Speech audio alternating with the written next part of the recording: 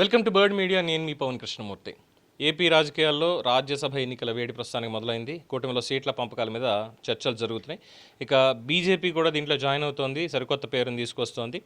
ఏపీలో వచ్చే జూన్ నెలలో 4 రాజ్యసభ స్థానాలు ఖాళీ కాబోతున్నాయి. రాష్ట్రంలో అధికారంలో ఉన్నటువంటి ఎన్డీఏ కూటమికే ఈ 4 స్థానాలు కూడా దక్కుతాయి. వైసీపీ ఊస్ అనేది లేదు, ఎందుకంటే వాళ్ళకు ఉన్నటువంటిది 11 మంది ఎమ్మెల్యేలు మాత్రమే కాబట్టి.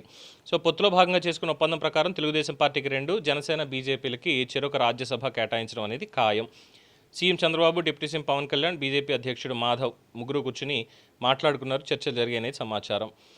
అలాగే బీజేపీలో దక్కే ఒక స్థానాన్ని ఎవరికి కేటాయించాలి అన్న దగ్గర ఢిల్లీలో చర్చలు జరుగుతున్నాయి. దానికి తమిళనాడు మాజీ అధ్యక్షుడు బీజేపీ అన్నామలై ఆంధ్రప్రదేశ్ నుంచి రాజ్యసభకి పంపాలి బీజేపీ క్యాండిడేట్గా అనేది భావిస్తున్నట్టుగా తెలుస్తోంది. ఎందుకంటే తమిళనాడు ఎన్నికల్లో అసెంబ్లీకి పోటీగా ఉన్న ఆయనకి ఇప్పుడు ఈ రూపంలో జాతీయ స్థాయిలో పదవి ఇవ్వాలి అనేటువంటిది వాళ్ళ ఆలోచన.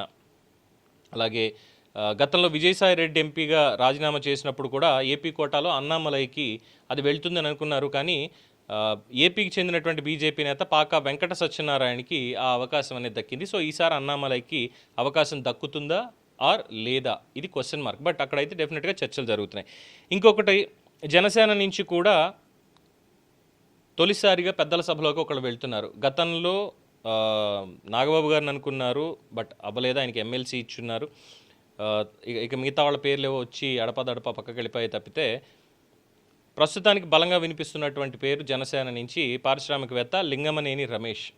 ఆయనకి దాదాపు కన్ఫర్మ్ అయిపోయింది అనేటువంటిది క్లియర్. సో అక్కడి నుంచి అది. ఇక తెలుగుదేశం పార్టీకి వచ్చేటువంటి 2 స్థానాలు, ఇక్కడ విపరీతమైనటువంటి పోటీ ఉంది. అలాగే సామాజిక సమీకరణలు కూడా ఇక్కడ పార్టీ పట్టించుకోవాల్సిన అవసరం ఉంది అని అంటున్నారు.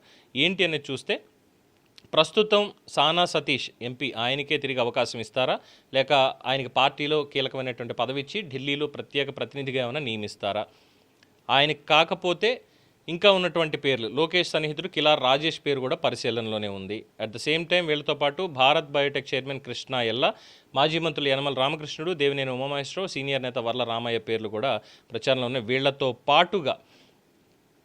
పాటుగా ఇంకా ఉన్నటువంటి పేర్లను మనం ఒకసారి పరిశీలిస్తే భాష్యం రామకృష్ణ, చింతకాయల విజయ్, ఇలా గల్లా జయదేవ్, ఇలా వీళ్ళందరూ కూడా ఉన్నారు. ప్రైమరీ లిస్ట్లో ఉన్నది మొత్తం అన్ని పార్టీల నుంచి చూసుకుంటే గల్లా జయదేవ్, లింగమనేని జనసేన నుంచి, దేవినేని ఉమామహేశ్వరరావు, భాష్యం రామకృష్ణ, సానా సతీష్, యనమల రామకృష్ణుడు, వర్ల రామయ్య, చింతకాయల విజయ్, కృష్ణ ఎల్ల, కిలార్ రాజేష్, బీజేపీ నుంచి అన్నామలై, ఇంతమంది ఉన్నారు లిస్టులో. అండ్ రెండోది ఏంటంటే, చింతకాయల విజయ్ దగ్గరకు వచ్చేసరికి ఉత్తరాంధ్రకు సంబంధించినటువంటి ప్రాంతం. అలాగే మొన్న కూడా పెద్దల సభకి విజయ్ అంటూ చాలామంది తెలుగుదేశం పార్టీ వాళ్ళు పోస్టులు పెట్టడం ఇదంతా కూడా అయ్యింది. ఇంకో పక్కన యనమల రామకృష్ణుడు కూడా ఆయన ఈసారి ఎన్నికల్లో లేకుండా ఉన్నందుకు ఆయనకి ఎమ్మెల్సీగా ఆయన పదవి అయిపోయింది. ఇక ఆయనకు కూడా ఏదో ఒకటి ఇవ్వాలి అన్న దగ్గర ఆయన్ని రాజ్యసభకు పంపిస్తారేమో అన్నటువంటి ఊహాగానం నడుస్తున్నప్పుడు, కుటుంబానికి పదవి అన్న దగ్గరకు వచ్చేసరికి ఆల్రెడీ ఉత్తరాంధ్రకు సంబంధించి అక్కడ అయ్యన్న పాత్రుడు కావచ్చు, లేదంటే మిగతా వాళ్ళు కావచ్చు, ఇలా ఉన్నారు కాబట్టి ఆయనకి స్పీకర్గా కూడా ఇచ్చి ఉన్నారు కాబట్టి అక్కడ ఎవరికి ఇవ్వాలి? ఈసారి అనకాపల్లికి ఏమైనా ఛాన్స్ ఉందా? ఎందుకంటే అనకాపల్లికి ప్రాతినిధ్యం లేకుండా ఉంది. అనకాపల్లిలో సామాజిక వర్గ సమీకరణాల ప్రకారం తీసుకున్నా కూడా కాపు సామాజిక వర్గం 70% ఉంటారు. మిగతా వాళ్ళందరూ కుప్పలు వెలమలు ఇందరు. అందులో అక్కడి నుంచి ఆల్రెడీ మంత్రి పదవులు ఇచ్చారు ఇద్దరికి. అంటే క్యాబినెట్ ర్యాంక్ ఉన్నటువంటి స్పీకర్ పదవి, మంత్రి పదవి ఉన్నాయి. అలాగే కేంద్ర మంత్రి పదవి కూడా ఉత్తరాంధ్రకు సంబంధించి ఉంది. At the same time Uttarandhra నుంచి మంత్రి పదవులు బాగానే వెళ్ళాయి, కానీ అన్ని సామాజిక వర్గాల్లోనూ చేశారు. బట్ అనకాపల్లిని మాత్రం పట్టించుకోలేదు అన్నటువంటిది వినిపిస్తోంది. సో ఈసారి అనకాపల్లి నుంచి ఇంకెవరన్నా క్యాండిడేట్ ఉండబోతున్నారా అన్నటువంటి ఒక ప్రశ్న కూడా తలెత్తుతోంది. అదొకటి అక్కడ. ఇక ఇందులోనే వినిపిస్తున్నటువంటి పేర్లు, కిలార్ రాజేష్కి లోకేష్కి అత్యంత సన్నిహితంగా ఉంటారు కాబట్టి మరి ఆయన ఏమైనా పంపిస్తారా అంటే అది కూడా జస్ట్ నేమ్ సేక్ వినిపిస్తోంది. అవుతుందా లేదా అనేది తెలియదు.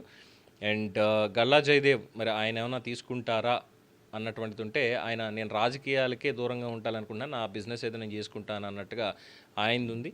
అలాగే అంతకుముందు కూడా వచ్చినటువంటి ఒక ప్రచారం ఏంటంటే, గల్లా జయదేవ్కి ఏపీ ప్రత్యేక ప్రతినిధిగా ఢిల్లీలో ఆయనకి పదవి ఇవ్వాలి అనేది డిమాండ్ వచ్చింది. అది ఒకటి అనుకున్నారు, బట్ అది అవ్వలేదు. అండ్ లింగమనేని రమేష్కి జనసేన కన్ఫర్మ్ చేసేసినట్లే, ఇంకా వేరే పేర్లు అయితే ఏవి వినిపించేటువంటి అవకాశం అక్కడ లేదు. బీజేపీ కూడా అన్నామలై ఆర్ఎల్స్ ఇంకెవరన్నా ఉన్నారా అనేటువంటిది కూడా చెక్ చేసుకుంటున్నారు. ఇక తెలుగుదేశం పార్టీలోనే చాలా బలంగా పోటీ అనేది ఉంది. యనమల రామకృష్ణుడికి కూడా ఇచ్చేటువంటి అవకాశం తక్కువగానే ఉంది. బికాజ్ ఫ్యామిలీ పరంగా చూసినప్పుడు అది వియ్యంకుల ఫ్యామిలీ అవనివ్వండి, ఇంకోటి అవనివ్వండి, అటు కుమార్తెకి, అల్లుడికి, వియ్యంకుడికి కూడా పదవులు అనేవి ఉన్నాయి క్లియర్గా. అలా చెప్పుకుంటూ వెళ్తే ఇక చాలామంది ఉంటారు. సో ఈసారి అలా కాదు, కొత్తగా పంపించాలి అనుకుంటే దేవినేని ఉమామహేశ్వరరావు గారికి, ఆయన సిట్టింగ్ ఎమ్మెల్యేగా ఓడిపోయినప్పటికీ కూడా పార్టీ కోసం పడ్డ కష్టానికి ఆయనకి ఇప్పటిదాకా కాంపన్సేషన్ చేయలేదు. సో ఆయనకి ఏమైనా అవకాశం ఉంటుందా అన్నది చూస్తున్నారు. అలాగే సీనియర్ నేత వర్ల రామయ్య, ఆయనకు కూడా ఇచ్చేటువంటి అవకాశం ఉందా అంటే ఏమో చెప్పలేము. సామాజిక వర్గ సమీకరణలో భాగంగా అనేది ఒక సీట్ ఖచ్చితంగా ఇచ్చే అవకాశం ఉందని అంటున్నారు రాజ్యసభకి. ఇక చింతకాయల విజయ్, భారత్ బయోటెక్ ఎండి కృష్ణ ఎల్లాకు కూడా అవకాశం ఉందని అంటున్నారు. చూడాలి. ఆశావాహులు చాలామంది ఎక్కువ ఉన్నారు, బట్ సీట్లు మాత్రం ఉన్నవి 4, అందులో మిగిలేవి 2. ఆ రెండింటికే దాదాపు 8-10 పేర్లు పైకి వినిపిస్తున్నాయి. వినిపించిన పేర్లు ఇంకా చాలా ఉన్నాయి, ఇంకా సామాజిక వర్గ సమీకరణాల పాయింట్ ఆఫ్ వ్యూలో. మరి ఎలాగ దీన్ని క్లియర్ చేస్తారు అనేది వేచి చూడాలి. జూన్లో ముహూర్తం. ఇది దీని మీద ఉన్నటువంటి update. For more updates keep watching the bird media.